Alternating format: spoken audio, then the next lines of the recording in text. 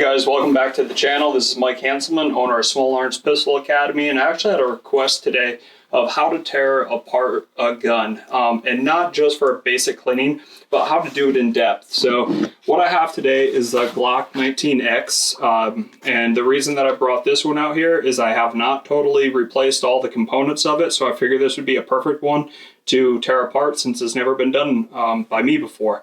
So the first thing is always verify the firearm is unloaded. There is no ammo inside here. I don't have a magazine in here, so I know it is unloaded and safe. I'm going to pull it back just a little bit, pull down on this pin. There's another one on the other side. My hand was in the way, but either way, pull down on both of those, release your slide, pull the trigger, and you can see that the slide assembly is now coming off. So as far as this, if you were going to clean this, you want to lubricate it, anything like that, you're going to take your guide rod spring off the firearm itself, take your barrel assembly right out. I'll do that on camera so you guys can see. So here's my barrel. I'm going to set that off to the side. And now I just have my slide. If you really want to tear this down and take apart your plunger, everything like that, and then your striker pin, you could do that, but I don't recommend doing that. The only time I've ever done this is if I had maybe put about 10,000 rounds through the gun and I got some oil or something up in here and I started having some issues with it. I've done it one time on one of my firearms, but other than that, I've never had that issue. So I'm going to throw those pieces just off to the side and we're going to work on the frame. Now, one thing I like about Glock is basically if you have a toothpick, you can tear this entire thing apart. I did not bring a toothpick out here with me because I am in the garage. So what I'm going to be using today is actually just a little punch. Let me get that in focus for you.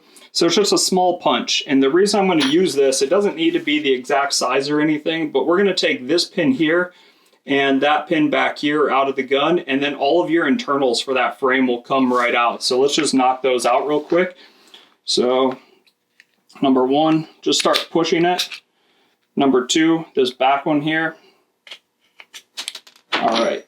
Now, before I actually take the components out, I'm going to throw these in my hand and show them to you. You can see one is much larger than the other. That larger one is the front pin that's going to hold in your trigger assembly. That rear one is what's going to be held in the back strap, if you will, of the frame. So we're just going to set those off to the side. But in case you did get confused of which one went where, they're totally different lengths, everything. So I'm sure you can figure it out. All right, so all these components basically can now come out of the firearm. You could try to grab it, pull it, stuff like that. It does make it a little bit harder. So what I have is just a small flathead screwdriver, and all I'm going to do is put it down here and pick up on that piece of metal a little bit. And once I do that, you'll start seeing that it's coming up. I'll turn it to the side so you can see. So it's going to come up, and I'm just trying to do this slow so pieces don't go flying and you guys can kind of get a better look of what I'm doing. So here we go. There's piece number one. Piece number two that'll come out is just your slide lock, slide release lever. One feature that I do like about the Gen 5 Glocks actually is that it is ambidextrous, so it's going to be on the left and the right hand side of the firearm. The other thing is what they changed for it is they added a spring, and a cool feature about this spring compared to what they used to have is let's say your magazine is just being weird and or you don't have enough powder or something. So when your gun comes to the rear, let's say it doesn't lock to the rear. Well, previous generation Glocks had more or less like a leaf spring, and if it didn't come all the way back, your gun was basically out of the gunfight. This one here, although it may not lock because right up in here you get some wear marks. You can see there's a little shininess right there. It's not bad, but once that gets worn down, this is aluminum versus your metal slide right here. So that slide obviously is going to destroy that aluminum, and what occurs is it no longer locks to the rear because that lip starts getting real rounded. Well, for this one, although it won't lock it to the rear, it's still able to cycle. So all you'd have to do is put a new magazine in and rack it to the rear, and you would actually load up those components again, like your cartridges, so you're able to get back into a gunfight, which is pretty cool. The rest of these components right here, I'll turn it around so you guys can see everything. We're going to remove all of that out as one component. So I'm just going to kind of grab this, wiggle it around, and you can see it all came out as one piece. That's going to be your trigger assembly, your transfer, and then everything back here. If you really want to tear this apart even more because you're going to replace a trigger and stuff, I could tell you how to do it, but one thing I fear is that people watch YouTube videos for this instead of reading an owner's manual or instructions. Every trigger is going to be slightly different. Read your actual instructions so you have the correct way of doing it. Don't watch a YouTube video unless it's through that manufacturer. That way, if you have an error or something, you're not learning a generic way, but you're learning the correct way to do it for that particular one. As far as putting it back together, it's real easy. Basically, you're just going to realign everything and it should start falling in place. If you have to use a lot of force, you're probably doing something wrong, so I would say stop doing it. So there we go for that back piece. Remember, we're going to use our small pin. Let me move that around, we'll get it in focus. That small pin. And that's just going to go back in. Whenever I go to tear things apart, the way I do it is I always go, when I extract it, from left to right. When I go to reinstall it, I go right to left.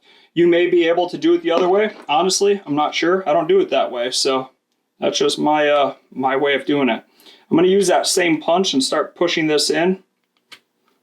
And I'll worry about getting it, equidistant on the left and right after I put the whole gun back together.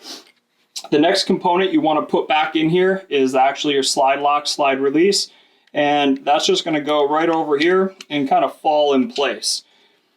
Now, when you do that, you do want to make sure that you can still see that hole. 1 second, my heater is going to start up, so I'm going to talk a little louder, but that's going to be kind of annoying to hear. So we'll let it kick off, and then I'll install this last piece here. Again, you can see there's some cutouts in here where that pin needs to go through.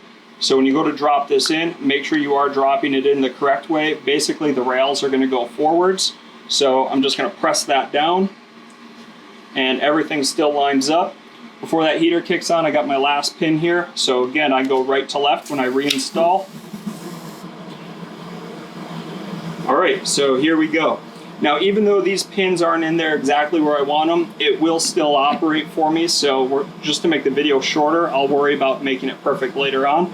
I'm going to take my barrel assembly, put it back in my slide. Just make sure that is all the way back here. Take your guide rod, put it right in the front, and make sure you seat it in the correct position here. Now, the last step, I'm going to come right around the firearm, and I'm just going to make sure that these go back onto the metal rods or guide rods for it. And then back here you can see the rail, so I'm just going to keep working it all the way back, lock it to the rear, and now release it. What I like to do to make sure I did actually reassemble everything the correct way is a function check. So how I do that is I know the firearm's already clear, so I'm not going to double check it. I'm just going to pull that trigger, and I'm going to keep it pinned to the rear. You heard that audible click. All right, the lights just went out on me, so we're stuck like this, but you can still see it pretty good, I think. So I have my trigger all the way to the rear. I'm going to rack it to the rear. I still have it pinned, so I'm going to start releasing it. You'll hear an audible click. That means that reset just happened. I'm going to pull it back again, make sure I can shoot round number 2.